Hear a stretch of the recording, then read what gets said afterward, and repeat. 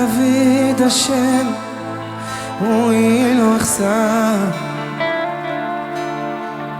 בינה עוד אשר ירביצני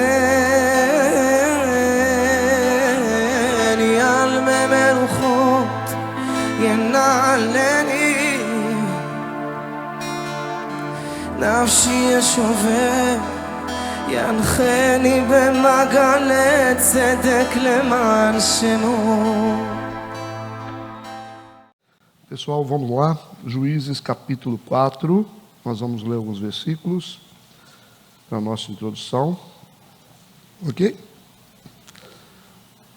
Porém, os filhos de Israel tornaram a fazer o que era mal aos olhos do Senhor, depois de falecer Eude, e vendeu-os o Senhor na mão de Jabim, rei de Canaã, que reinava em Azor, e Sísera era o capitão do seu exército, o qual então habitava em Azarozete dos gentios. Então os filhos de Israel clamaram ao Senhor, porquanto ele tinha 900 carros de ferro, e por 20 anos oprimia violentamente os filhos de Israel. E Débora, mulher profetisa, mulher de Lapidote, julgava Israel naquele tempo. Ela sentava-se debaixo das palmeiras de Débora, entre Ramá e Betel, nas montanhas de Efraim, e os filhos de Israel subiam a ela a juízo. E mandou chamar Baraque, filho de Abinoão, de Quedes, de Naftali, e disse-lhe: porventura o Senhor Deus de Israel não deu ordem, dizendo: vai e atrai gente ao monte Tabor, e toma contigo 10.000 homens dos filhos de Naftali e dos filhos de Zebulon, e atrairei a ti para o ribeiro de Quizon a Sísera, capitão do exército de Jabim, com seus carros, com a sua multidão, e o darei na tua mão.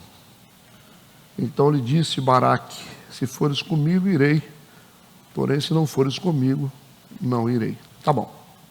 Pessoal, vamos continuar aqui, lembrando que a história dos juízes retrata um ciclo previsível, né?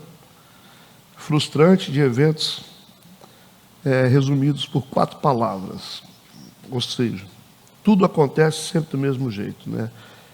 Então a gente resume sempre esse ciclo vicioso de Israel, sempre começando pelo pecado, depois, como consequência, o sofrimento, depois vem a súplica, em quarta instância vem a salvação, né? Sempre assim, né?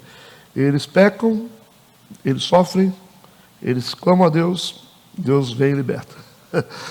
É sempre assim, essa é uma constante do livro de Juízes, né? É bem previsível, e assim também é a vida da maioria das pessoas, né?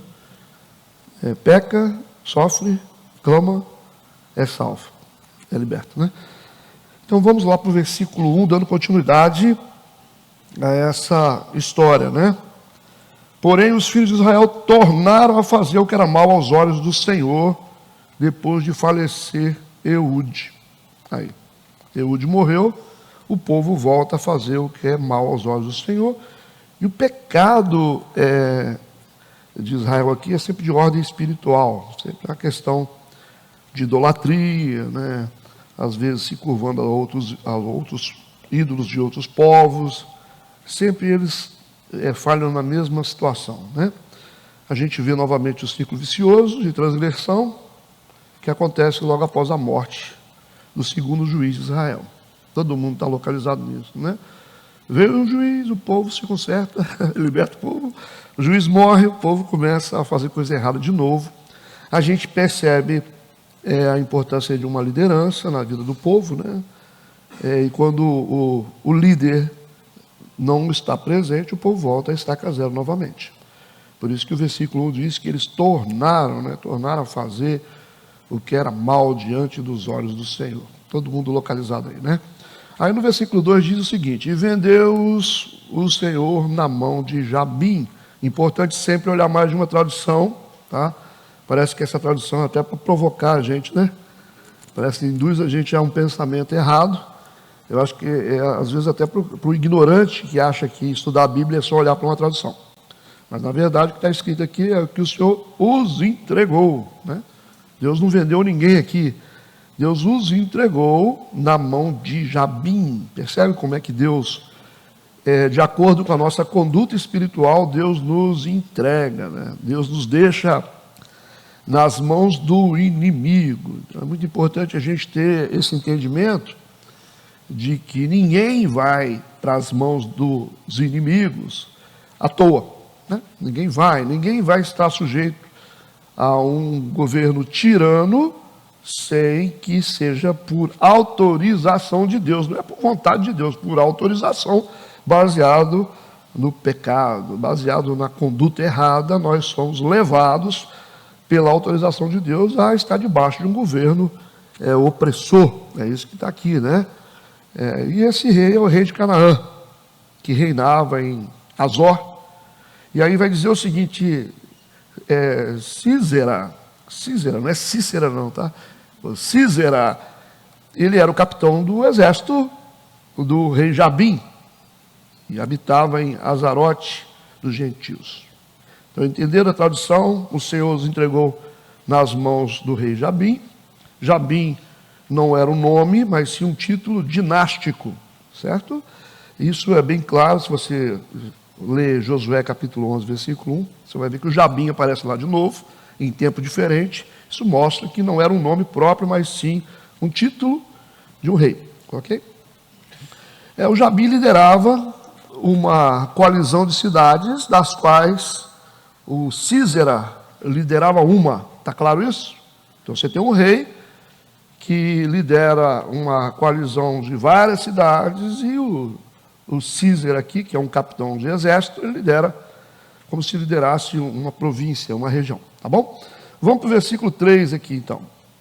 Então, vamos para a segunda fase do povo, né? Vem a opressão, agora vem o clamor. Então os filhos de Israel clamaram ao Senhor, porquanto ele tinha 900 carros de ferro.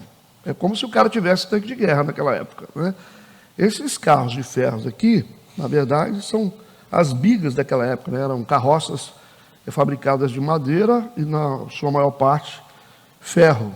Vocês lembram disso, né? Puxada de 3 a mais cavalos. Uma biga poderia ser puxada por 3 ou mais cavalos. Você tem bigas até de 4 cavalos, né? E o importante dessas bigas aqui, né, desses carros de ferro, que podia comportar até 3 guerreiros em cima. Um cocheiro, né, conduzindo, e 2 arqueiros atrás. Mas você imagina o poder de guerra, né, carregar até 3 guerreiros em cima. Então, só aqui, o Sísera, ele tinha 900 carros de guerra, carros de ferro.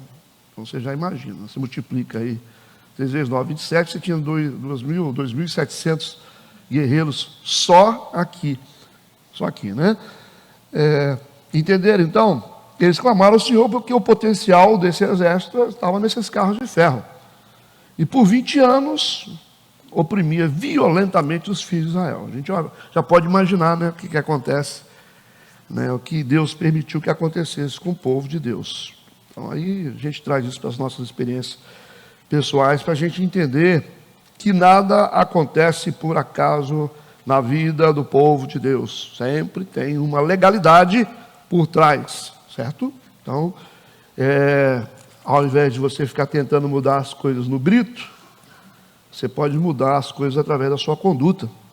Às vezes, a conduta de um povo, uma conduta errada, pode conduzir um povo a ficar debaixo de uma opressão, de uma liderança opressora. Okay? Então, isso tem que levar os crentes a pensar, né? Como é que a gente muda, pastor, isso? A gente vai tirar o Jabim, né, dessa condição de estar nos oprimindo. Como é que a gente faz isso? A gente tem que fazer o quê? A gente vai ter que se acertar com Deus. A gente se acerta com Deus e Deus muda quem está sobre a gente. Considerando que a maioria do pessoal não gosta de se acertar com Deus, a maioria das pessoas gosta de se acertar com o diabo, certo? Então, Deus vai manter Jabim sobre o povo. Entenderam o recado ou não? Então tá. A gente pode dar recado sem ser muito específico, né? Então você Quer mudar alguma coisa, muda a sua conduta. Muda a sua conduta. Mudemos a nossa conduta em relação a Deus, que Deus vai mudar a nossa condição de opressão. Aí no versículo 4, depois que eles clamaram ao Senhor, né, que Deus é tão bom, né, que Deus sempre ouve a gente, os ouvidos de Deus são sempre abertos. Versículo 4, aí aparece uma mulher. E Débora, a mulher profetiza, olha aí, mulher de Lapidote, julgava Israel naquele tempo. Aqui a gente tem uma mulher numa posição de autoridade máxima, como eu disse para vocês, aparecendo como uma exceção bíblica. Então, se vocês querem tirar as dúvidas de vocês em relação a isso, esse é o momento, tá certo? Esse é o momento, né, quando as pessoas fazem defesa de que mulheres podem assumir poderes absolutos. Não pode, porque na Bíblia nós não temos esse princípio, uma mulher com autoridade absoluta. Entendeu o que eu estou falando? Autoridade absoluta, autoridade máxima, cabeça. Nós temos aqui na Bíblia uma exceção bíblica, que é Débora. Você pode pensar em outras aí, mas nenhuma delas teve poder absoluto. Ah, pastor, e a Esther? Esther não teve poder absoluto. Quem disse que ela teve poder absoluto? Não, ela só foi uma mediadora. Então nós temos aqui uma mulher com duas condições de autoridade. Ela era uma juíza, que ela julgava as questões civis da comunidade, né, do povo, e também as questões espirituais, que ela era uma profeta. Okay? Carregava um título de profetisa e tinha um dom divino, reconhecida como autoridade civil e espiritual. Para que tenhamos um princípio, nós precisamos de mais testemunhas. Entendido isso? Nós vamos precisar de mais textos bíblicos defendendo a mesma ideia. Como nós não temos nenhuma situação bíblica mais revelando no meio do povo de Deus mulheres com poder absoluto, né, nós não podemos considerar isso como um princípio, mas sim como uma exceção. Certo? Pastor, mas Jezabel não estava no meio do povo de Deus, Jezabel estava do outro lado. Então nós estamos falando do povo de Deus, nós estamos falando da nossa hierarquia, dos nossos princípios espirituais, né? Então nós temos só um caso que é uma exceção. Se vocês quiserem perguntar, eu dou um intervalo aqui para vocês, tá? Mas eu vou esmiuçar mais, tá bom? Mas pastor, mas é tão bonito, mas não é bíblico. Né? Não é bíblico. Alguns exemplos aqui de mulheres em proeminência. Em Atos 18, versículo 26, nós vemos aqui Priscila e Áquila instruindo Apolo biblicamente de forma mais precisa. Vocês estudaram Atos dos Apóstolos, né? Priscila e Áquila.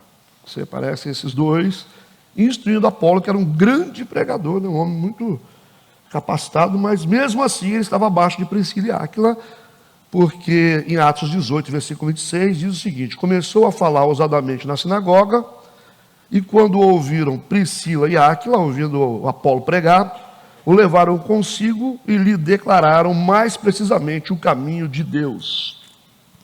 Percebe? Vocês viram aqui, a Priscila na sequência aparece na frente do Áquila, não aparece? Por quê? Porque nas questões de conhecimento a Priscila é maior do que Áquila. Isso são as tradições do mundo antigo, trabalham assim: os nomes que vêm em primeiro lugar têm mais proeminência. Deu para entender ou não? Por isso que Priscila aparece antes de Áquila. Para eles isso é muito importante, porque a Priscila, ela tinha muito mais conhecimento do que o marido. E nesse ensino para Apolo, ela foi muito mais relevante do que o marido. Nós temos uma mulher aqui numa posição de proeminência, de conhecimento, mas não é uma autoridade absoluta. Tudo bem? Então as mulheres podem ter mais conhecimento, às vezes, que os homens, né? Ter capacidade, mas isso não significa que terão ou poderão ter poder absoluto. No reino do Espírito não funciona assim. Tá? Nós temos em Gênesis 29, versículo 9, aparece aqui Raquel. Né? Alguns usam esse texto, né? A Raquel aparece aqui em Gênesis 29, versículo 9, e diz o texto que estava ele ainda falando com eles, e veio Raquel com as ovelhas de seu pai, porque ela era pastora. Então aí você vai dizer assim, o pastor está aqui, né? Não estou dizendo que mulheres não podem ser pastores, eu estou dizendo isso? Eu estou dizendo, não estou dizendo, mulheres podem ser pastoras, considerando que estejam debaixo da autoridade de um varão. Elas podem ser pastoras. Mas aí esse texto aqui não está falando de pastores no contexto espiritual, está falando de pastor de ovelha, por favor, né? Ela era uma pastorinha de ovelhas, mas não significa que ela era pastora de pessoas. Mas nós sabemos que mulheres podem ser pastoras, mulheres podem ser líderes, mulheres podem ter relevância, mulheres podem assumir posição de autoridade, mas não absoluta. A mulher não foi feita para ser cabeça. Tudo bem? As feministas, como é que sente isso? Feminista? Um dia falaram que eu sou machista. Eu sou o cara que mais defende mulher aqui, ó. Defendo direto as mulheres da igreja. Não sou machista, não. É porque a verdade dói, né? Para algumas mulheres que gostam de mandar nos maridos, isso dói, né? Dói bastante, né? Então alguém tem que dizer isso para você, considerando que seu marido não tem coragem. Aí Deus levanta um para ter coragem, para dizer que embora você seja mais esperto, mais inteligente, mais rápida, ganhe mais dinheiro, não significa que você está acima da autoridade do seu marido. Se você fizer isso, você vai arranjar problema com Deus e vai ter uma vida terrível. Vai ter uma vida difícil. Em 2 Timóteo, capítulo 1, versículo 5, aparecem mais duas mulheres aqui, né? Mãe e avó do Timóteo, Lloyd e Eunice. Mulheres relevantes, né? Com fé grande. O texto diz, Paulo está dizendo para ele, trazendo à memória a fé não fingida que em ti há, o qual habitou primeiro em tua avó Lloyd e tua mãe Eunice. E eu estou certo de que também habita em ti. As duas mulheres aqui, mãe e avó de Timóteo, servindo de referência como pessoas de fé, né? Uma fé maior para dar exemplo para o Timóteo. Entende o que eu falei? Tudo bem? Está entendido, pessoal? Nós estamos dentro de um contexto machista, nós estamos dentro de um contexto de reino de Deus. Vocês serão muito mais felizes, mulheres, quando vocês encontrarem o lugar de vocês. E você pode observar que a maioria das mulheres, que aqui também tem muita, né? Que gostam de mandar nos maridos, tem muita, mas vai acabar com o tempo. Elas não são felizes. Não são felizes. A gente percebe, né? Ah, mas eu sou. Você é, mas você diz, né? Toda mulher de verdade quer ter um homem de verdade do lado. Concordam ou não concordam, mulheres? Qual é a mulher de verdade que não gosta de ter um homem do lado? Pois é. Eu acho que é assim, né? Não precisa ser mulher para saber disso. Então, continuando aqui, Débora, mulher profetiza, uma exceção bíblica, onde uma mulher aparece com autoridade máxima, julgando e trazendo também direção espiritual para o povo. Aqui fala que ela era mulher de Lapidote. E aí, Lapidote tem um significado, né? Significa tochas ou chamas, ou luzes. É o nome do marido, aparentemente. Mas existem duas possíveis explicações para esse nome aqui. Pode ser o nome próprio, como um adjetivo, né? Essa mulher é como uma lâmpada, né? É uma mulher de luzes e esplendor, de repente, né? A Débora pode se estar falando de um nome próprio, o Lapidote é um homem, ou pode ser um adjetivo da própria Débora. Aí isso é definido, pastor? Não, é só discussão ainda para estudo. E quando diz que ela é mulher de Lapidote, pode dizer que ela é uma mulher de luzes, uma mulher iluminada. Ou pode dizer, talvez, que ela é mulher de um cara que se chama Lapidote. Entenderam o que eu disse ou não? Mas a Bíblia não explica detalhadamente aqui se está falando do adjetivo de Débora ou se é o nome do marido, ou é relativo ao caráter de espiritualidade dela. Tudo bem? Entendido o que eu falei? Entendido? Pode ser o nome do marido ou pode ser o caráter de Débora. Capacidade espiritual, o caráter espiritual dela, a capacidade espiritual dela. Ser uma mulher de Lapidote. A gente vai abrir um parênteses aqui no dom de Débora, que é necessário, que é o dom de profecia, porque ela é uma profeta. Ok? Dom de profecia ou dom de profetizar? Qual a diferença? Profecia é você revelar alguns acontecimentos. Né? A grosso modo é isso. O dom de profecia é você revelar coisas que estão em curso ou coisas que irão acontecer.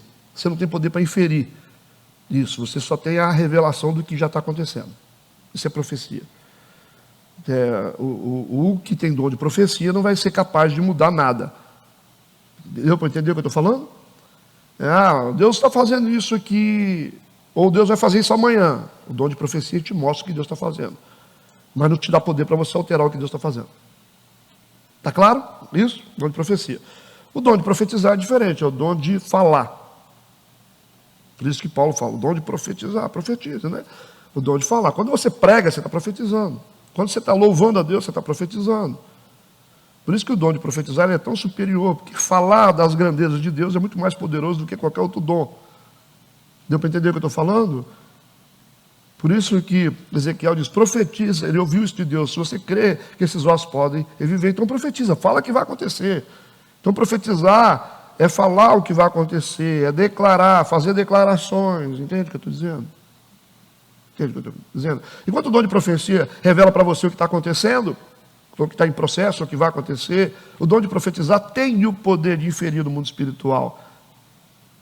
Por isso que Deus disse a Ezequiel, se você crê que os ossos podem reviver, então profetiza. À medida que você profetiza, que você fala que vai acontecer, e você faz declarações, você pode alterar as coisas no mundo espiritual. Por isso que o dom de profetizar é maior, entende? É maior do que o dom de línguas. Ok?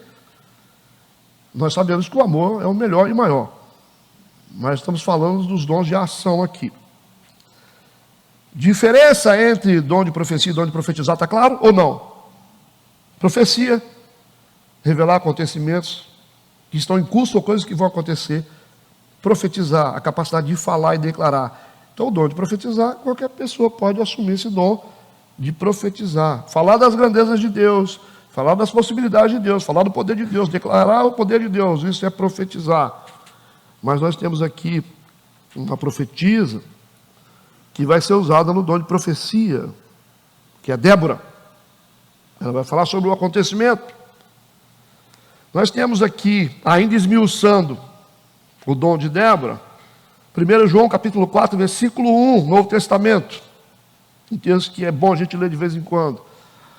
O texto diz o seguinte, amados, não creais a todo o espírito, mas provai se os espíritos são de Deus. Ok? Provai, faça prova. Por quê? Porque já muitos falsos profetas se têm levantado no mundo. Essa é uma advertência. Provai. Ou seja, não creia em tudo. Não creia em tudo. Provai. 1 Tessalonicenses, capítulo 5, versículo 20 e 21. 1 Tessalonicenses, capítulo 5, 20 e 21. Aí é uma advertência de Paulo. Ó, não desprezeis as profecias. Você não vai lidar com as profecias com desprezo. Nós vamos ouvi-las. Mas ele continua no versículo 21. Examinai tudo. Retende o bem do que é bom. Então nós não precisamos ser reféns de profecias, mas nós temos o direito de examinar tudo. Nós não vamos desprezar as profecias. Ok? Então, os profetas já fica entendido. Nós não vamos desprezar as profecias, porque a orientação de Deus é essa. Nós devemos respeitar, mas nós vamos examinar. E depois de examinar, a gente vai ver o que é bom e o que não é bom. Porque no meio pode ter coisas que não tem nada a ver com Deus. Isso significa que o profeta ele pode trazer coisas que vêm da parte dele mesmo, misturada com coisas que vêm de Deus. Por isso que a gente tem que examinar, dar uma peneirada e ver o que é bom. E nem tudo que um profeta fala, você pode pegar tudo. Às vezes o profeta te entrega uma profecia aqui, daqui a pouco ele diz, oh, mas você também tem que trocar seu carro, está muito feio. Eu falei, não, ele vai se meter na minha vida, não. Por esse é o problema de igreja, né? O profeta traz uma profecia, daqui a pouco ele diz o que você tem que ter, o que você tem que ter. Aí toda vez que você tem que fazer alguma coisa, você tem que ligar para ele. né? Ah, vou ligar para a dona Maria e o seu Joaquim lá, porque ele que me dá a direção. Seu Joaquim, caso ou não caso? Sonhei com a serpente. Vocês estão rindo? Tem gente que faz isso aqui, me conta ainda. Me conta. Ah, liguei para fulano. Fulano falou que aquela serpente, que ele já está amarrando aquela serpente. Aí você virou refém. E você acha que esse profeta, ele tem direito de interferir na sua vida em tudo. Vai se meter no seu casamento, no seu dinheiro. E peraí, profeta, você não é a fonte. Você só é um canal. Entendeu o que eu estou falando? Você só é um canal, você não é fonte. Fonte é Deus. Por isso que eu repito, 1 João capítulo 4, versículo 1, amados, não creais a todo espírito, mas provai se os espíritos são de Deus. Porque muitos falsos profetas se têm levantado no mundo. 1 Tessalonicenses capítulo 5, versículo 20 e 21. Não desprezeis as profecias. Versículo 21. Examinai tudo, retende o bem, retende o que é bom. Segura só o que é bom. Está entendido? Volto a dizer, profetas não são fontes, mas são canais. Isso. A profecia veio de Deus. Agora, a gente tem que examinar o caráter do profeta, não julgá-lo. Você tem que julgar a profecia. O julgamento aqui tem que ser da profecia, não do profeta. Por quê, pastor? Porque às vezes o profeta nem sabe o que ele está fazendo. Ele está falando um monte de coisa aí, por algum tipo de sentimento ou alguma força que está conduzindo ele está falando, então não é bom você julgar o profeta, mas sim a profecia. Certo? Porque o profeta muitas vezes ele não está cego. Ou ele pode estar sendo usado pelo diabo sem perceber, achando que é Deus. Entende? Então, o julgamento da profecia e não o profeta. Por que, pastor, que a gente tem que julgar a profecia? Porque ela tem 3 fontes. Demônio, número 1. Deus, número 2. E 3, carne. 3 fontes da profecia. Demônio, pode ser Deus, pode ser sua carne. Entendido? Quantos entenderam o que eu falei? Então, uma coisa é importante saber: dom sem disciplina, a melhor opção é a inexistência. Compreendeu o que eu falei aqui? Capacitação espiritual, dom sem disciplina, a melhor opção é a inexistência. Melhor opção. Da mesma forma, uma igreja disfuncional. Uma igreja disfuncional, a melhor opção é a inexistência dela. O fechamento dessa igreja. Porque ela vai fazer de serviço. O que é melhor? Ela existir ou ela fazer de serviço? Quanto trabalho que tem para as igrejas verdadeiras, com pessoas que vieram de igrejas bagunçadas, disfuncionais, heréticas, dá muito mais trabalho para consertar a cabeça de uma pessoa. O que você acha? O trabalho que algumas igrejas estão fazendo hoje é de serviço para o reino de Deus, de serviço, melhor que se estivessem fechadas. Dava menos trabalho, pelo menos não produzia gente doente. Complicado isso. Então, eu tenho um dom, pastor. Tem dom, mas você tem disciplina? Tem não? É de forma desordenada? É melhor que não exista o seu dom, porque você virou uma bomba atômica. A pior coisa que existe é gente que tem dom sem ter disciplina espiritual. Gente que tem dom sem ter uma conduta. Gente que tem dom sem ser uma pessoa que sabe honrar as coisas. A pior coisa que existe. Foge desse povo. São feiticeiros. Certo? Porque vão falar um monte de coisa. Você fala, mas como assim? A confusão. Né? Então, o que eu vejo, às vezes, as pessoas têm capacidade. Eu vejo gente que tem capacidade. Eu fico ouvindo. Então, às vezes, atendo algumas pessoas que elas têm o dom. Elas vão falar, Deus falou. Deus ministrou o meu coração. Aí elas vêm falar comigo, eu fico ouvindo. No que elas estão falando, eu encontro ali 2% de Deus, o resto tudo carne, tudo doideira. Esse é um problema.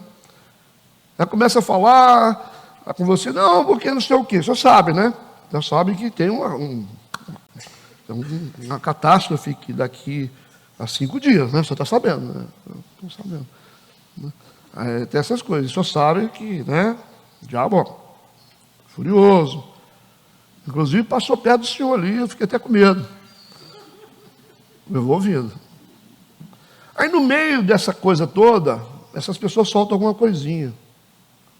Ô pastor, Deus me deu um nome de uma pessoa que está perseguindo o senhor. Aí eu falei, vamos ver se é profeta mesmo. E aí ela fala o nome da pessoa e eu sei que é essa pessoa. Aí fecha. Aí você entendeu. É profeta, mas sem disciplina. É profeta, mas sem educação. É profeta, mas sem conhecimento. E o que essa pessoa é? Ela vai acabar no hospício. Acabar no hospício, porque vai embaralhar tudo. É igual eu disse para vocês, você tem uma Ferrari e você não sabe pilotar. Bota um avião na mão de quem não sabe pilotar e solta ele aqui. Vai matar todo mundo. Então é melhor que não exista. Se você não tiver uma disciplina de entendimento, de estudo, de estar submisso a uma igreja, pode desistir do seu dom, enterra ele que é melhor. Então nós vemos aí, pastor, mas Deus parece que é o que ela falou, uma coisa. Sim, falou, porque tem dom. Falou a verdade, mas falou da minha vida. Falou porque tem dom, mas não significa que, né? Como eu até brinquei lá no retiro com o pessoal, né? O Satanás é o que tem dom, mas não tem disciplina. Tem alguém que tem mais dom? Existe pregador melhor que o diabo? O cara fala, pastor, mas ele é bom pregador. O cara é bom pregador, Joãozinho, rapaz. Ele prega assim, as pessoas vêm tudo na frente. O diabo também, né? Ele pregou no céu, um texto vem na frente. Aceitou o que ele falou. E rebelou. É tão bom pregador que jogou um texto dos anjos contra Deus. Inteligente, sagaz, tudo isso aí. Mas é o que? Poder, continua o poder, que tem poder, né? Não tem como não ter poder, porque Deus deu. Mas não tem disciplina. É um rebelde. Então quando você tem dom, mas você é um rebelde, você tem a síndrome de Lúcifer. Isso. Síndrome de Lúcifer. Mas eu sou... Você é o quê? Você serve a alguma igreja? Mas Deus me mostra. Você serve a alguma igreja? Você é submisso a alguém? Você estuda a Bíblia? Como é que é isso aí? Não. Então você é um Lúcifer. Você vai provocar rebelião a qualquer momento. Deu para entender o que é que acontece nas igrejas? Não é que a pessoa não tem dom. Ninguém está dizendo que não tem dom. Tem dom. Mas como não sabe administrar, faz uma bagunça danada, acha que é dono da vida dos outros. Enquanto Deus deu um fragmento para a pessoa falar, ela quer falar da vida toda da pessoa. Não adianta. Começou a falar uma coisa, falou, tudo bem, é de Deus, senti que é de Deus. Aí começa a falar assim, pastor, mas o seu carro está bebendo muito, e Deus falou, aí você vai cuidar da sua vida. Na hora, você já quer se meter? Agora, se eu fosse o senhor, eu trocava os pneus.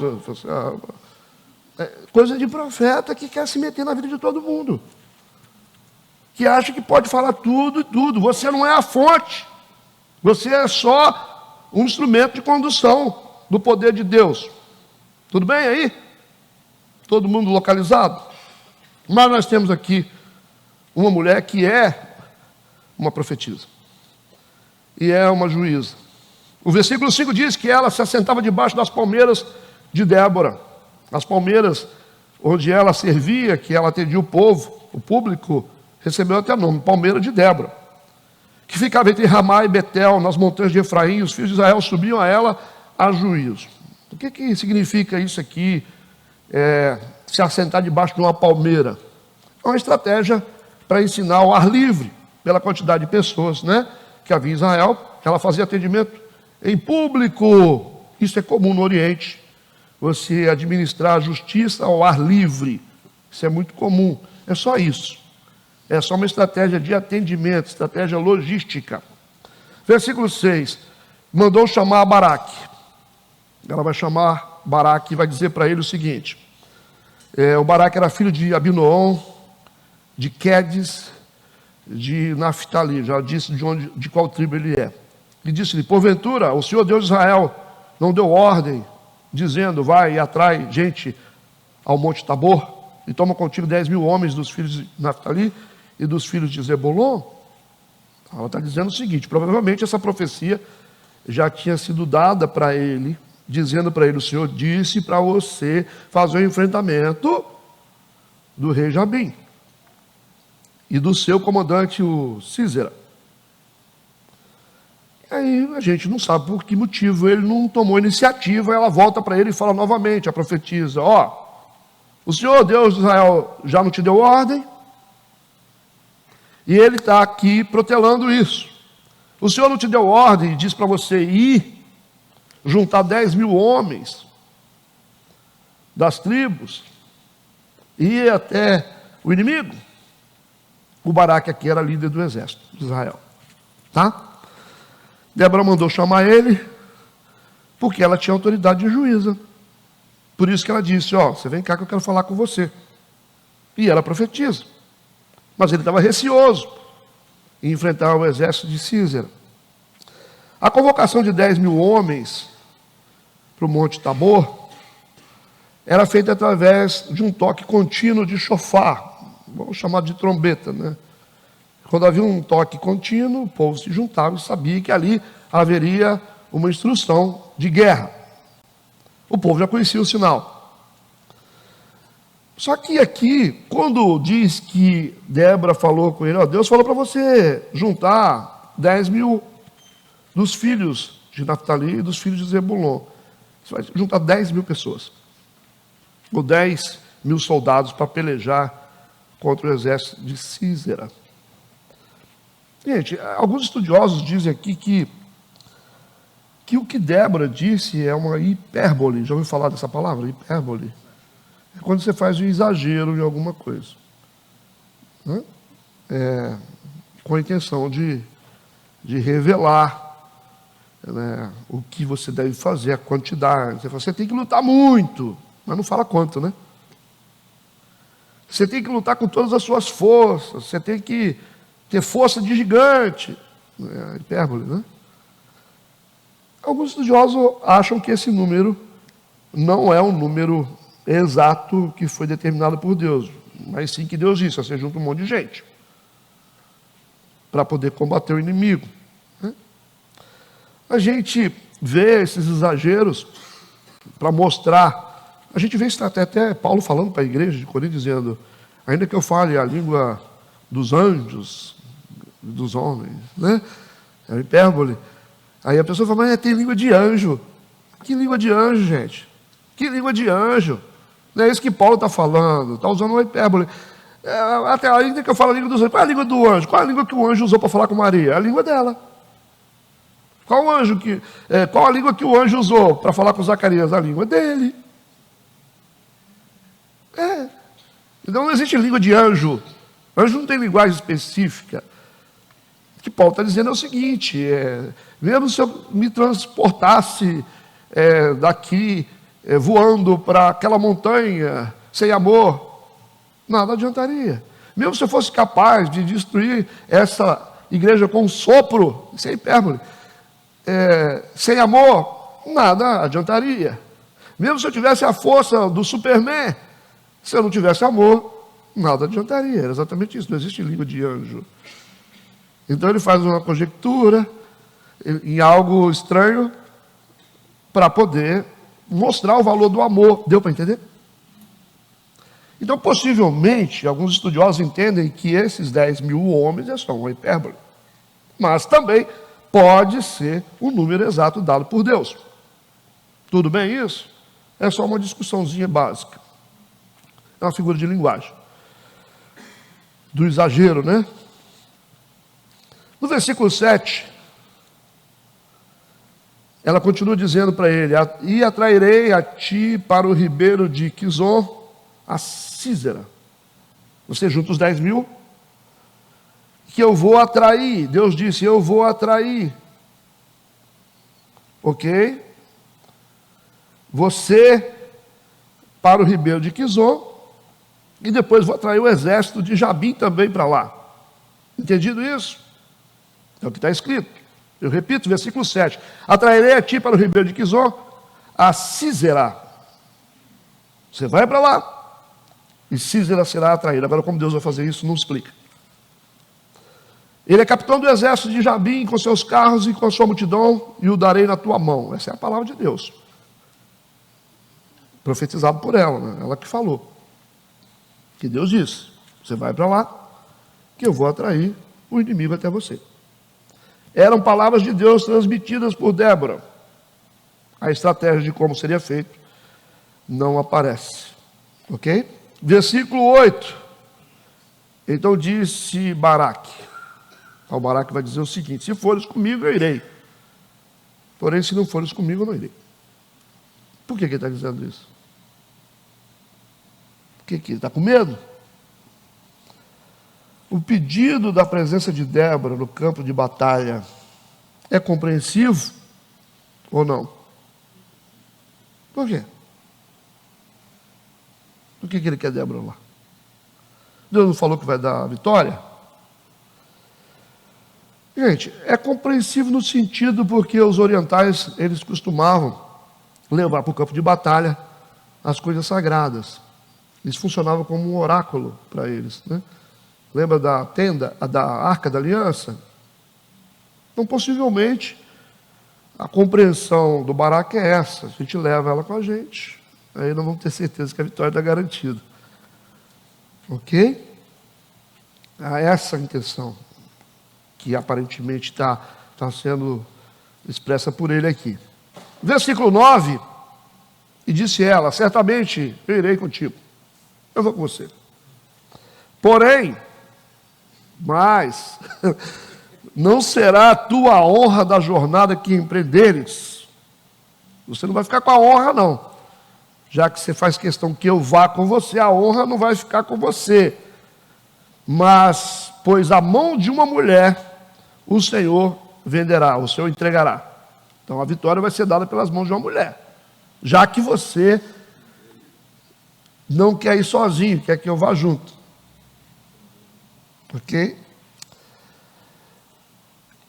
Então Débora se levantou e partiu com Baraque para Quedes. A falta de confiança do Baraque aqui custou a ele o crédito da honra da vitória.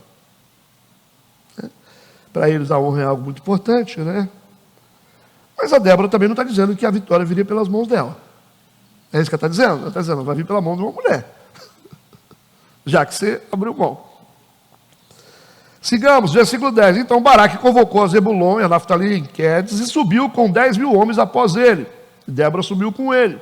Então tudo foi feito conforme a determinação de Deus comunicada pela boca de Débora. Versículo 11. E Heber, queneu, se tinha apartado dos queneus, dos filhos de Obabe, sogro de Moisés, e tinha estendido as suas tendas até o carvalho de Zaanim, que está junto a Quedes. Talvez muitos de vocês vão ficar perguntando o tempo todo por que esse versículo está aqui. Ele é um versículo totalmente isolado, porque está falando de Heber, um homem que é queneu. Ele vem da descendência ali de Moisés, mas não está em coligação com Israel. Certo? Não é um povo que está totalmente aliançado com Israel. Só aparece aqui, no meio da história, um versículo isolado falando de um tal de Heber, queneu, que se tinha apartado dos queneus, saiu do meio da sua tribo, e diz que ele tem uma ligação com Moisés, que vem de Obabe, sogro de Moisés, e ele resolveu estender as suas tendas até o carvalho de Zaanim, que está junto a Quedes. Por que esse versículo aparece aqui isolado, sem explicação? É só você usar a sua cabeça. O versículo foi introduzido aqui com propósito, né? Ele vai servir para contextualizar outra coisa lá na frente.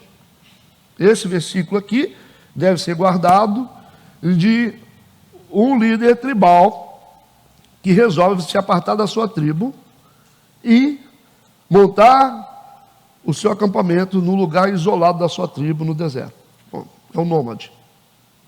Isso vai servir para contextualizar o versículo 17 depois. Guarda na cabeça de vocês isso aqui para vocês lembrarem. Ok? Heber, aqui que aparece no versículo 11, esse homem, na verdade, ele tinha uma esposa chamada Jael. Eu estou abrindo um pouquinho o versículo 11. uma esposa chamada Jael. Jael é uma mulher.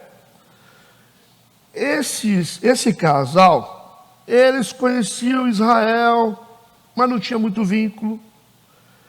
Mas uma coisa interessante que o Jael, ou a Jael, né?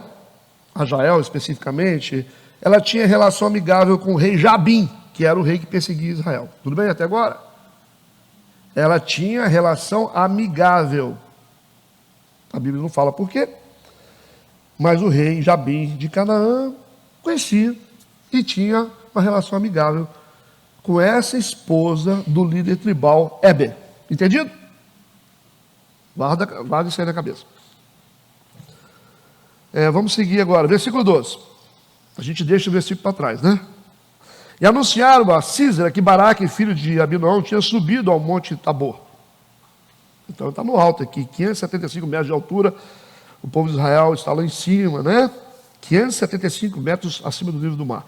Eles estão lá em cima, esperando, né, a decisão de Deus para atrair o Sísera até uma geografia específica. Né? Esse local aqui, onde o povo de Israel está, que é o Monte Tabor, é o mesmo lugar onde houve a transfiguração de Jesus, vocês lembram?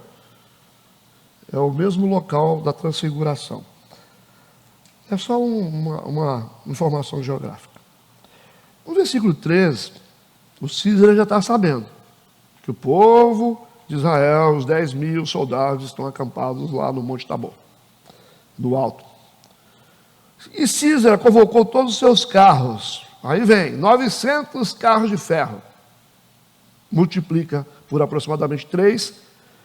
E aí que está o problema, porque Sísera com 900 carros de ferro, isso faz com que o exército dele se torne muito mais poderoso do que o exército de Israel.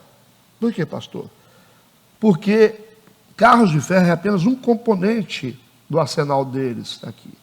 Geralmente a infantaria é 5 vezes maior, que é os soldados que vão a pé. Então é só você fazer a multiplicação. Se você tem aqui 900 carros de ferro, com 3 guerreiros em cima, de cada carroça, dá 2.000, né? 2.700. Você multiplica 5 vezes isso que seria a infantaria, os soldados que vão a pé, mais os cavaleiros que vão com lança e com espada na mão. Então você tem um exército aí de muito mais de 10.000 pessoas. Então, tecnicamente, Israel não tinha condição nenhuma de vencer eles. Deu para entender ou não? Quem não entendeu o que eu falei? Só mostrou os carros de ferro deles. Se fosse mostrar a infantaria aqui, nós ia cair para trás. Mais os cavalos, né? Então Sísera convocou todos os seus carros, os 900 carros de ferro, todo o povo que estava com ele, e eles resolveram acampar no ribeiro de Quizon, numa parte mais baixa, numa planície ali mais baixa. Enquanto isso, o povo de Deus está tudo na montanha lá em cima. O rio Quizon nasce nas colinas de Samaria, a oeste da Cisjordânia. Então, a localização exata onde Sísera está é nesse local, perto do rio Quizon. É o mesmo local onde Elias enfrentou os 450 profetas de Baal. Um lugar de guerra mesmo, né? Vamos seguindo. Versículo 14. Então disse Débora a Baraque. A Débora está conduzindo aqui, porque ela é uma juíza, ela tem poder legal sobre ele, ok? Ela tem um poder civil e também poder espiritual, então está tudo certo. Ela disse para ele: levanta-te, porque este é o dia em que o Senhor tem dado a Sísera na tua mão. Porventura o Senhor não saiu adiante de ti? Deus já foi na frente, rapaz. Baraque, pois, desceu do monte Tabor, e 10.000 homens após ele. Ele vai descer em direção aos inimigos. Então, essa planície aqui, às margens do rio, foi escolhida por Sísera, mas ele, de forma inconsciente, ele acabou arrastando o exército dele para a derrota ali, porque ele está na parte mais baixa, e o exército de Israel vem por cima, e o pior de tudo, com Deus junto. Aí o bicho pega. Dentro da lógica, como eu disse para vocês, pelo número de soldados aqui, e de poder bélico, o Sísera ia vencer essa batalha fácil, mas a questão era que Deus que estava no comando. Aí é difícil. Aí é difícil porque maior que está em nós do que o que está no mundo, não dá. O inimigo vem, a gente sempre é maioria, não tem jeito. Isso é importante a gente saber. Toda vez que você vai enfrentar um problema, você tem que entender que o maior está com você e que nós somos sempre maioria. O nosso exército é sempre maior. A gente já entra na batalha com essa vantagem, né? Versículo 15.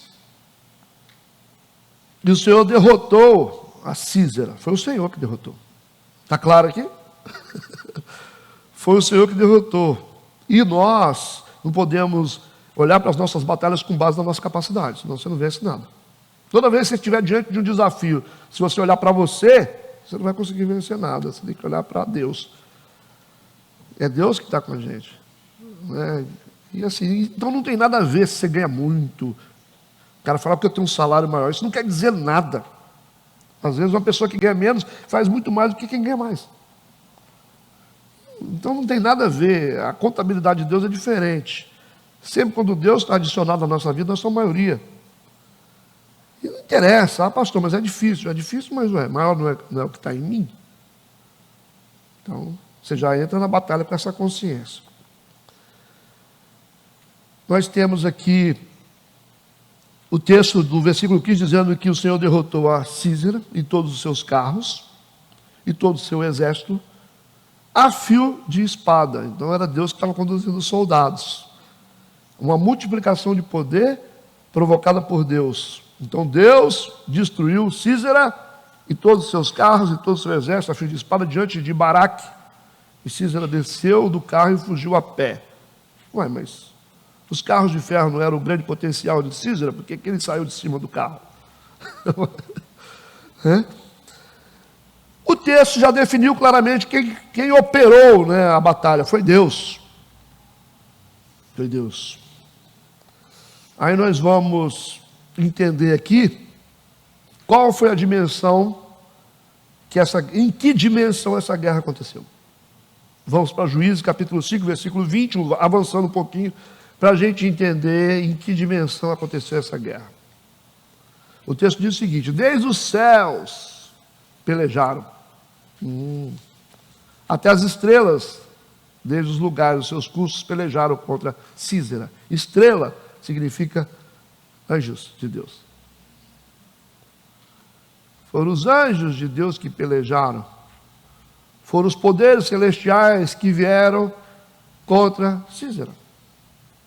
Ok? Se você acredita em Deus, Deus vai mobilizar o céu em seu favor. Mas você tem que acreditar, né? Se tem uma coisa que mexe com Deus é fé. Porque sem fé é impossível agradar a Deus. Nós temos aqui a declaração do capítulo 5, versículo 20, de que foi os poderes celestiais que pelejaram contra Císera. Nós precisamos aqui, nós acabamos precisando de mais um versículo para provar em que dimensão que essa guerra aconteceu. Versículo 16, e Baraque perseguiu os carros. Agora está fácil, né, Baraque? Perseguiu os carros e o exército até Azarote dos gentios, e todo o exército de Císera caiu ao fio da espada até não ficar um só. Amém. Os que não foram abatidos pelas espadas e lanças foram forçados a entrar no rio Quizon para se afogarem. Morreram afogados. Como é que o senhor sabe disso, pastor? Juízes capítulo 5, versículo 21. A gente avança um pouquinho mais. Juízes 5, 21. Diz o seguinte: o ribeiro de Quizon os arrastou. Aquele antigo ribeiro, o ribeiro de Quizon, pisaste, ó minha alma, à força. O que aconteceu? Eles foram levados pelo exército para dentro das águas e boa parte do exército morreu afogado dentro do rio. Está aí, né? Como que foram destruídos os soldados do Císera. Versículo 17, porém, o Císera fugiu a pé à tenda de Jael. O que houve, Císera? Acabou a valentia? Você não era o cara? Porém, Císera fugiu a pé à tenda de Jael, mulher de Heber. Lembra desse Heber aqui e a mulher Jael? Que resolveram se afastar da sua tribo e acampar como nômades no lugar afastado. Por que que aconteceu? Por que que eu falei sobre o versículo 11? Agora tem o 17 para mostrar por que que houve esse acontecimento isolado que apareceu lá no versículo. Entendido ou não? Então, Sísera fugiu a pé à tenda de Jael, que é uma mulher de Éber, queneu, já deu para descobrir que não é israelita, porquanto havia paz entre Jabim, rei de Azor, e a casa de Éber, queneu. De certa forma, ele falou, eu vou fugir para lá, que pelo menos é um pessoal que eu conheço, né? Nós não temos problema com eles. Foram lá, ele foi para o deserto. A gente fechou a conexão com o versículo 11. Por que que Jael a Jael, né? Parece um nome de homem, mas é uma mulher. Por que que a Jael aqui, ela vai receber o Sísera lá na tenda? Ela está sozinha na tenda, o marido dela está fora, do Éber. Por que que ela vai receber esse fugitivo que está sendo perseguido pelo exército de Israel? Por quê? Porque ela vai seguir um código legal de proteção a estrangeiros nômades, usado no Oriente. Até hoje existe esse código. Qualquer tribo que encontrar alguém que está sendo perseguido, não importa quem seja, qualquer pessoa que tiver, que é nômade, que está no deserto, tem que receber estrangeiros e proteger os estrangeiros. E quem está perseguindo não pode continuar a perseguição, tem que respeitar os limites. Isso é código do Oriente. Ok? Vocês viram o filme O Último Soldado? Não sei. Acho que é O Último Soldado. O Último Herói? É bacana aquilo ali. Ali é o código. Aquela tribo protegeu ele, era um soldado americano, e eles deram a vida para proteger. É uma questão de honra. Então isso é muito respeitado. E ela está seguindo o mesmo protocolo aqui do Oriente. Deu para entender o que eu falei? Então ela vai usar exatamente esse princípio, e na ausência do marido, ela fica responsável pelo refúgio e pela proteção. E o Sísera vai para lá sabendo disso. Versículo 18. E Jael saiu ao encontro de Sísera e disse-lhe, entra, Senhor meu, entra aqui e não temas. Ele entrou na sua tenda e ela cobriu ele com uma coberta. Então ela recebeu o fugitivo na forma habitual de hospitalidade oriental, cobriu ele para ele poder descansar da exaustão. Ok? Ou até mesmo para proteger ele. Vamos lá. No versículo 19, então lhe disse, dá-me, peço de beber um pouco de água, porque tenho sede. Então ela abriu um odre de leite, deu-lhe de beber e o cobriu. Pergunta, por que ela deu leite no lugar da água? Tem um monte de resposta, não é? Uma das respostas dadas aqui, né, pelos estudiosos, é que o leite morno tem o poder de induzir sono. É uma das explicações. O leite morno tem poder de induzir o sono da pessoa. Facilita para a pessoa dormir melhor, mais fácil. E a segunda opinião aqui dos estudiosos é que era uma forma de Jael mostrar para o Sísera que ele podia confiar nela. Você me pediu água, eu estou te dando leite. Prova de que você pode confiar em mim. Eu fico com essa segunda versão. De que ela quis demonstrar para ele que ele podia confiar nela. No versículo 20, e ele lhe disse, vai falar uma coisa que é óbvia, né? Põe-te na porta da tenda, e há de ser que se alguém vier e te perguntar, aqui tem alguém? Responderás, então, não. Lógico, esse pedido aí é óbvio, porque considerando que ela já tinha conquistado a confiança dele, ela não ia entregar ele. Quando o povo de Israel chegasse, né, quando Baraque chegasse para procurar ele. Todo mundo na história? Versículo 21, então Jael, mulher de Éber, o cara está dormindo, poxa. Esse é um problema, né? Esperou o cara dormir, botou uma coberta sobre o cara. Então Jael, mulher de Heber, tomou uma estaca da tenda, era acostumada a montar tenda, você já imagina, né? Já sabia bater estaca. Lançou mão de um martelo, que é uma marreta na verdade, chegou-se mansamente a ele e cravou a estaca na fonte dele, de sorte que penetrou na terra. Gente, atravessou a cabeça do cara e ficou fincado no chão. Estando ele, porém, num profundo sono, e já muito cansado, assim morreu.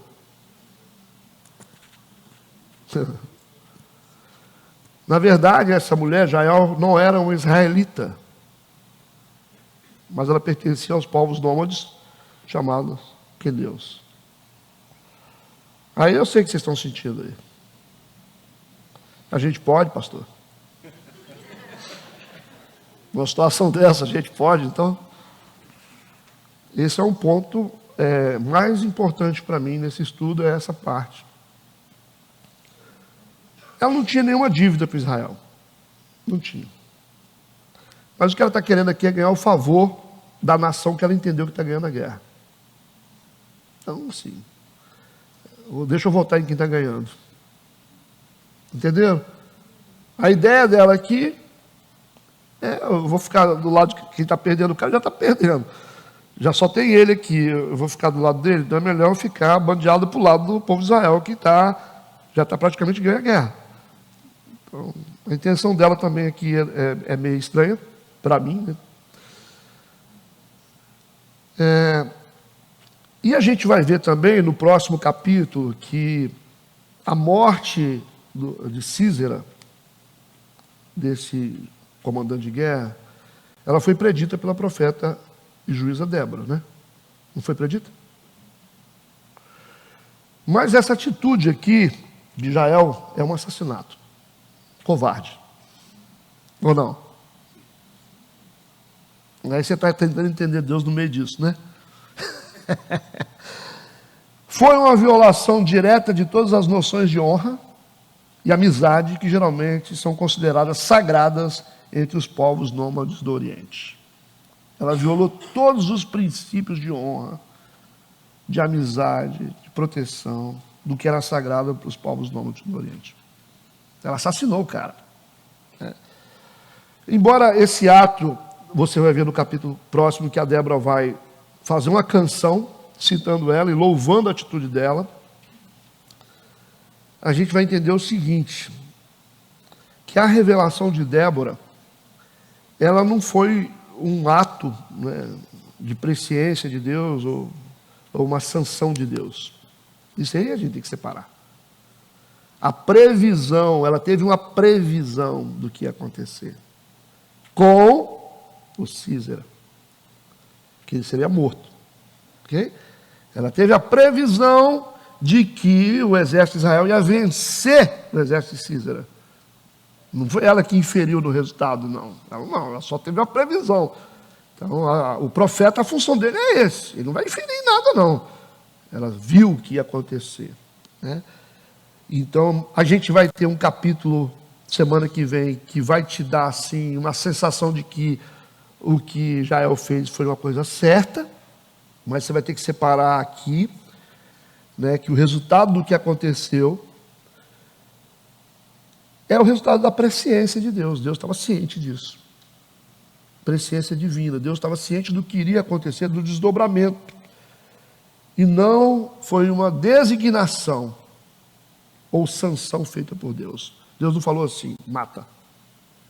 Deus não falou isso. Deus não falou isso. Mata ele, coloca uma estaca na cabeça do cara, espera ele ficar dormindo, depois você mata ele na covardia. Deus não fez isso. Então, não vem com essa, não. Então, o resultado dessa morte foi o resultado da presciência divina, a profecia, porque ela previu o que iria acontecer com Císera e com o seu exército, mas não foi designado por Deus, ou não foi sancionado por Deus essa morte dessa forma. A gente sabe o Deus que a gente serve, porque isso é uma covardia, né? Eu estou falando para vocês também da mesma forma como foi feito com o Eude fez com o Eglon. Foi uma covardia, ou não? Eu tenho uma notícia para te contar, eu tenho um segredo para te contar. O pobre do Eglon Só se for agora. Sai todo mundo da sala. O cara vem com a espada e furou o cara. E empurrou o cabo da espada para dentro ainda do cara. Aí o pessoal está pensando que o cara está no banheiro, o cara está morrendo lá de forma covarde. Ele se aproximou do rei. Né? Não foi igual Davi, né? Estava diante do Golias. Covarde. Assassinato de forma covarde é um desdobramento que não foi criado por Deus. Né? Isso foi de forma traiçoeira. Os dois assassinatos, tanto da semana passada como o de hoje. A gente chega à conclusão, aqui é o seguinte, que a obstinação do povo em desobediência, esse que é o problema, né? É a obstinação do povo em desobediência. O povo de Deus vai desconfigurando os propósitos legítimos de Deus e adequados de Deus. Deus não tem esses planos. O que está acontecendo é o seguinte, às vezes você tem filho, um exemplo, né? Aí o seu filho vai lá e jogou uma pedra, vou falar filho porque você tem filho, né? Só para ficar bem fora. Seu filho jogou uma pedra no carro do cara. Aí o cara vai tirar satisfação com você. Aí daqui a pouco o cara vai ofender você, não sei o quê. Aí chega numa situação que você tira uma arma e atira no cara. Só estou fazendo uma conjectura. Aí o que aconteceu aqui? O pai teve que tomar uma medida drástica. Por quê? Porque o filho cometeu um deslize lá na frente. Mas foi a intenção do pai fazer isso? Quem levou o pai a tomar esse tipo de decisão? Ou permitir certas coisas? Porque esse é um problema, essa é uma área que nós vamos ter que tratar com Deus. Pode esperar. Tá? Quando a gente fica arranjando problema para Deus, para acontecer isso aqui, ó, né, vai desconfigurando os propósitos legítimos de Deus, as intenções adequadas de Deus em relação ao mundo. Tá? Deus tá punindo o ímpio por nossa causa. Deus está destruindo pessoas, ou permitindo que pessoas sejam destruídas por nossa causa, para proteger a gente. Quando o cara se levanta, você cria uma margem lá de legalidade, o cara levanta contra você, e aí para escolher entre você e o cara, Deus escolhe você e pune o cara. Mas esse é o plano de Deus? Deus queria salvar ele. A intenção de Deus é salvar todo mundo. A intenção de Deus é salvar até os ladrões. Mas aí você preferiu, ao invés de orar lá e matar o cara, então, não vem colocar isso na conta de Deus. É só um desdobramento da nossa conduta que leva a Deus a alterar algumas coisas no mundo espiritual para proteger a gente. Então são dois assassinatos covardes aqui que não devem ser celebrados, não. Porque a forma como foi feito, contando mentira, nem o pior cara do mundo merece ser vítima de uma mentira. Ninguém merece ser vítima de uma mentira. Por mais que você odeie a pessoa, você vai maquinar, vai contar mentira. Não, mentira não. Engano não. Dá chance para a pessoa se defender. Você não quer lutar? Vai para o campo de batalha de peito aberto com a pessoa. Você confia em Deus. Agora, na covardia, o exército estava destruído. O que é um general? Então, você vai ver a Débora louvando isso lá na frente, mas não leve isso em consideração da maneira como você pensa, não. Você tem que conhecer o caráter de Deus para você entender as Escrituras. Amém? Estou entendendo? Essa é uma continha que muita gente vai pagar depois. Deus não construiu o Éden para o homem ser expulso de lá, ou construiu? O homem que inventou moda. Adão e Eva inventaram moda, mas ele construiu o Éden para eles ficarem lá. Então Deus fez o homem para viver bem, mas o homem inventou moda, e para escolher entre o injusto e o justo, aí Deus vai fazer o quê? Vai fazer o quê? Vai ter que punir o injusto. Isso aí é uma coisa muito, muito séria. E aí no versículo 22, eis que seguindo Baraque a Sísera, Jael saiu ao encontro e disse-lhe: vem, mostrar-te o homem que busca. E foi a ela, eis que Sísera jazia morto com a estaca na fonte. Assim foi cumprida a previsão da Débora, né? Versículo 23, assim Deus naquele dia sujeitou a Jabim, que é o rei, né, de Canaã, diante dos filhos de Israel. O versículo 24, e continuou a mão dos filhos de Israel a pesar e endurecer-se sobre Jabim, rei de Canaã, até que se terminara Jabim, rei de Canaã. Aqui Israel prevaleceu. Israel prevaleceu. Ok? Amém? Alguma pergunta a fazer? Alguma pergunta a fazer? Então a gente não pode tudo que a gente acha que pode. Né? Às vezes a gente vê pastores falando assim, nós botamos a igreja aqui, pastor. Tem um vizinho aqui do lado, que ele está processando a igreja por barulho, está perseguindo a igreja, que os carros estão na rua. Vamos orar por ele, né? Porque para Deus dá cabo desse cara. Não é assim? Vocês nunca ficaram dentro de uma igreja que alguém falou isso? Nós vamos orar. Esse incircunciso vai pagar por isso. Deus vai pesar a mão sobre ele. Você conhece isso, né? É isso que Deus quer? O certo, sabe o que é? A gente arranjar estacionamento, organizar esses carros para não atrapalhar a sociedade e ter um nível de volume na igreja adequado para não perturbar os vizinhos. Se for para a gente ser maldição para eles, é melhor a gente não ter igreja. Se for para ser problema, afrontar as pessoas, nós estamos aqui para ajudar as pessoas, para converter as pessoas, para mudar a vida das pessoas, não ficar afrontando as pessoas. O cara coloca uma igreja dentro de uma comunidade, não coloca isolamento acústico, não tem estacionamento, uma bagunça danada, carro em cima de calçada, e aí quer ser valente ainda com os vizinhos. Eu não quero uma igreja na frente da minha porta. Eu quero sossego. Não mais igreja que fica fazendo barulho com porta aberta. Você quer? Pimenta no olho dos outros é refresco, né? Pega uma igreja pentecostal daquele que fica batendo tambor até de madrugada lá com campanha, e você lá querendo dormir com seu neném de 2 meses, você vai ver que você vai ficar valente rapidinho. Glória a Deus, aleluia, tec, tec, tec, tec. Vai. É bom, né? O povo de igreja gosta de ver de forma ilegal, depois fica reclamando da vida. Os levantes. Eu estou sendo perseguido. Perseguido por quê? O Daniel também foi perseguido. Mas eles não encontravam nada nele. Eles não encontravam nada. Fazia o quê? Vai ser, né? Não é não, Wanson? Regulariza esse negócio, né? Vocês não vão ter problema, né? Regulariza esse negócio, bota dentro da lei, senão você não vai ter. Ué, você quer o quê? Quer viver de forma errada e quer graça? Então tá difícil, né? Depois reclama e fala que é o diabo. O diabo às vezes é nós mesmo. Tudo bem, meu povo? Vocês têm algo para falar ou a gente vai fechar? Alguém quer fazer alguma consideração, alguma observação? Sim.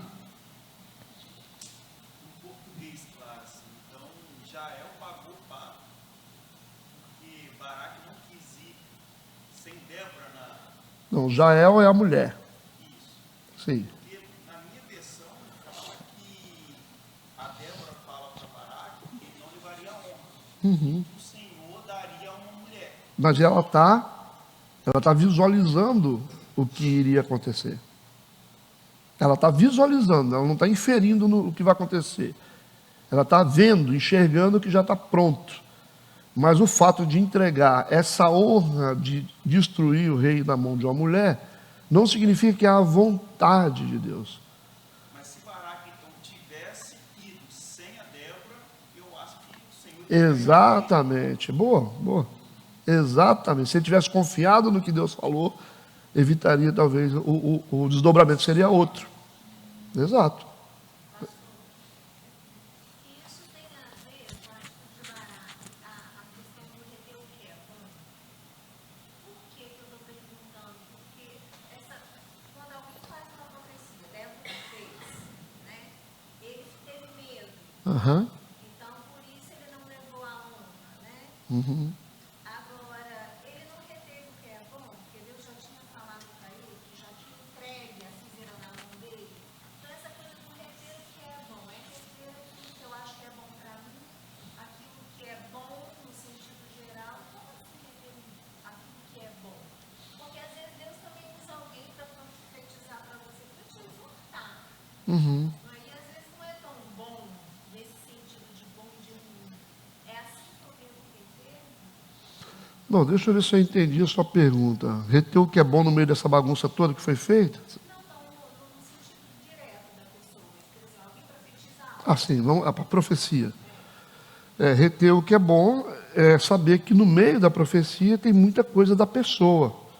Quando eu falo reter o que é bom, é que você não pode dar direito ao profeta para tomar conta da sua vida toda. Mas às vezes uma coisa específica ele vai ser usado por Deus. Ele vai dizer, Priscila, ó, isso aqui e tal. Então, mas tem muita coisa que ele vai falar, porque profeta é assim, profeta quer falar toda hora. Mas profeta só fala quando Deus quer falar. Profeta só pode falar quando Deus quer falar. Quando Deus não está falando, ele fica quieto, ele é uma pessoa normal. Aí Deus vem, usa ele fala. Mas só que ele quer falar toda hora. Ele quer vir aqui na frente, ele quer dirigir a igreja, ele quer falar para as pessoas, aí você liga para ele, pergunta por que o Sandro não trouxe pão, entendeu? Aí um monte de coisa acontece. E você começa a ter sua vida submetida ao profeta. O que acontece muito em Colatina é isso, em vários lugares. É um bando de gente que fica refém de manipuladores espirituais, porque acha que a pessoa tem que dirigir a vida. Então, o que é bom é você ter esse senso de análise, observar até que ponto a pessoa pode falar. Falou aí, está certo, bateu, realmente, estou sentindo isso que você está falando mesmo. Mas o resto, não tem nada a ver, a gente tem que estar muito em comunhão com Deus. Por isso que Jesus falou com os discípulos assim, o que as pessoas dizem que eu sou? Ele falou, profeta, Jeremias, né, João Batista e tal. Ele falou, e vocês? O que vocês dizem que eu sou? Aí o Pedro falou, tu és o Cristo, o Filho do Deus vivo. Aí ele falou, você só sabe disso por causa do Pai Celestial que te revelou. Ou seja, para você ter uma revelação completa das coisas de Deus, você tem que ter a revelação que vem do céu e a revelação que vem das pessoas. Né? E se você tiver só das pessoas, você está numa situação difícil. Por isso que vocês estão me ouvindo, mas vocês têm que ter uma conexão com Deus. Vocês têm que ter conexão com Deus. Se não tiver conexão com Deus, vocês vão virar vítima. Porque aquilo que eu falo vai testificar. Vocês vão perceber. Eu vou falar, vai testificar, que a gente está no mesmo espírito. Então a mensagem tem que ser comunicada por mim, tem que ser revelada por Deus. Agora o problema das pessoas é que elas querem ser comunicada pelos outros. O cara fala. Por isso que eu sou um cara cabreiro. A pessoa começa a falar comigo, mas eu estou aqui, ó. Estou conectado. Aí eu falo, Deus, ó, se for o diabo, só mostra a cauda dele. Aí a pessoa começa a falar, falo, beleza, irmã. Beleza, irmão. Aí começa a falar, aí não, pode parar. Você pode parar, que aí você já está indo além da sua condição. Então, eles ficam muito poderosos, né? É gente que tem dom, fica poderoso. Pastor fica poderoso. Né? Pastor. Né? Se o senhor fala, eu vou fazer. Mas como assim? Então, toda pessoa preguiçosa com questões espirituais é refém. Agora, quem ora, quem busca o Senhor, eu falo uma coisa aqui, você fala assim, esse negócio não está cheirando bem, não. Aí você vai falar para ele assim, isso não está cheirando bem, o que o pastor falou. Por quê? Não sei, tem um trem aqui, ó. O divino está falando com você. Se o divino não confirmar no seu coração, ó, sai fora. Nós somos filhos de Deus e nós temos contato direto com Deus. As pessoas estão aqui para nos ajudar, nos auxiliar nessa compreensão. Mas nós temos a responsabilidade, né? Então, senão, daqui a pouco, ninguém toma conta da minha vida. Respeito até profeta. Aqui na igreja tem um monte. Tem uns que estão bem, tem uns que estão mais ou menos. A gente está tentando atualizar todo mundo para usar essas pessoas, que eles ajudam muito. Mas de vez em quando atrapalha. Eu falo, você tem que tomar um remedinho, botar debaixo da língua, que você está meio ruim. Essa profecia está te deixando meio doido, né? Está enjoado, né? Ligando toda hora. Tem muito, mas eu quero usar o potencial dos profetas para poder ajudar a igreja. Vocês foram disciplinados, né? Mas eu gosto de ouvir. Tem gente que me orienta com coisas fantásticas. Tem uns que falam uns negócios comigo, falam, pastor, nossa, é Deus falando. Mas eu estou ligado aqui, ó, sondando todo mundo, ouvindo primeiro Deus, depois você. Tá? Senão, os manipuladores vão toda hora fazer o que quer com a igreja. E eles adoram isso. Que a pessoa não busca. Fala comigo, rapaz. Eu que sou boca de Deus para você. Pastor, mas não, o cara não ora. O cara não busca Deus, não tem devocional com Deus, aí fica refém, né? Então a gente tem que. Não sei se eu expliquei, né? Entendeu? A gente vai ligando também os pontos, né? Um pouco da racionalidade nesse caso aí, né? Aham. Porque a gente fica muito romântico em relação a essas coisas. Romântico. Nossa, Deus falou comigo, usou a pessoa, e às vezes é algo que você quer ouvir, né? Então, eu acho meio, tem hora meio difícil, mas trazer um pouquinho da racionalidade. Não ser explorado nas nossas nossos momentos difíceis, porque quando você está num momento difícil, você aceita tudo, você fica aberto a essas coisas, você está com filho, com problema, você está com uma empresa fechando, aí você fica aberto, o diabo deita e rola, porque você dá o que você tem, você faz, você ouve a pessoa. Gente que fica muito atrás dessas coisas, eu fico meio desconfiado, eu tenho até medo. Você tem que buscar a Deus, ter comunhão com o Senhor, para que você seja um canal de bênção, porque eu falo com vocês. Até brinquei com o Vinícius, né? Um dia eu falei, Vinícius, eu estou precisando de gente que ora nessa igreja, gente que tem comunhão com Deus. Isso que eu preciso. Porque gente que não tem comunhão com Deus não vai entender o meu ministério. Vai achar que eu sou um cara tirano, vai achar que eu sou um cara carnal. Mas as pessoas que têm comunhão com Deus e buscam Deus, Deus vai mostrar quem eu sou. Eu preciso dessas pessoas aqui na igreja. Eu preciso de gente que anda com Deus para saber que o que eu estou falando é sério. Porque senão eu posso ficar falando o resto da vida. Vou falar, esse cara porque não tem comunhão com Deus, não consegue detectar o que é certo e o que é errado. Agora eu desafio vocês a buscar Deus. Eu falo, vai para o joelho, pergunta para Deus quem eu sou. Vocês não são bons? Eu falo, vocês não são assim com o Senhor Jesus? Ora a Deus e pergunta a Deus quem eu sou. Manda ele me tirar daqui, ué. Mas vocês não são assim com Deus? Fala com ele, rapaz, a respeito de mim. Fala que eu sou um tirano, que eu estou explorando vocês, que eu estou usando isso em benefício próprio. Fala com Deus, fala para ele. Vai para o jejum, para a oração. Aí eu vou ter uma coisa boa. Que aí Deus vai mostrar para vocês realmente o que é certo e o que é errado. Agora, quem não busca Deus é preguiçoso, fica reclamando de coisa, não sabe da vida dos outros, e reclamando, igual uns patetas, não sabe de nada. Então, ora. A ignorância do povo que leva o povo a não entender.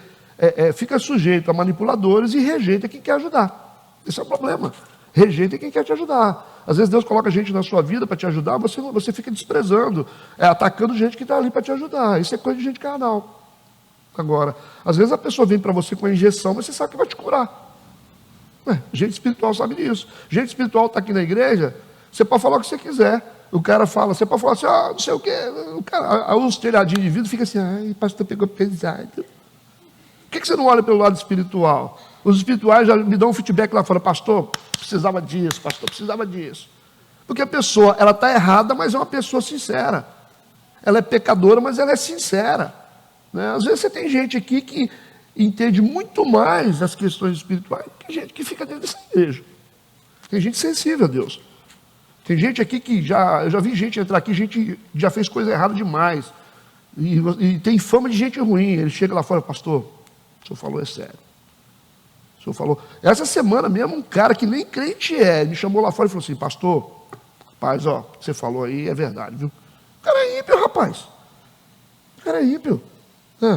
Agora os crentes ficam assim, está falando para mim, falando para você. Você está tão importante assim que eu vim só para falar para você, rapaz?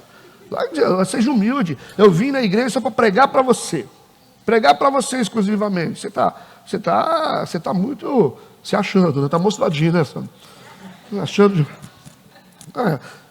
É tão poderoso assim que eu vim pregar para você? Vai, como assim? Mas a gente tem que entender as questões espirituais, porque às vezes acaba. A gente só sabe o tamanho da nossa casa quando a gente visita a outra. Visita a outra, depois vocês vão saber o tamanho da casa de vocês. Eu dou liberdade para vocês. Vai visitar. Pega um dia que não tem culto e vai visitar outra. Depois vocês vão saber o tamanho da casa de vocês. Se vocês acharam que era pequena. Tudo bem? Vamos embora. Vocês estão falando demais hoje. Nossa. Gente, oremos. Eu proponho encerramento. Deus, obrigado por esse tempo, na tua presença, nos leva para casa, guardados e abençoados pelo teu poder, que tenhamos um dia de bênção, de vitória, que hoje à noite possamos celebrar o Senhor em espírito e em verdade, em nome de Jesus, amém e amém. Vamos em paz.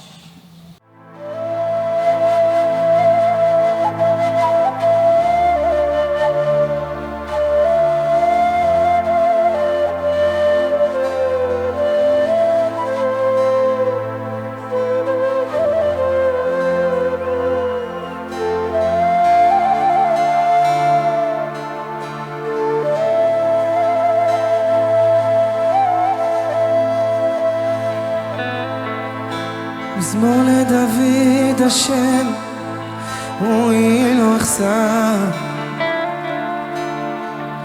הנה עוד אשר ירביצני על מי מלוכות ינעלני, נפשי ישובר ינחני במעגלי צדק למען שמו.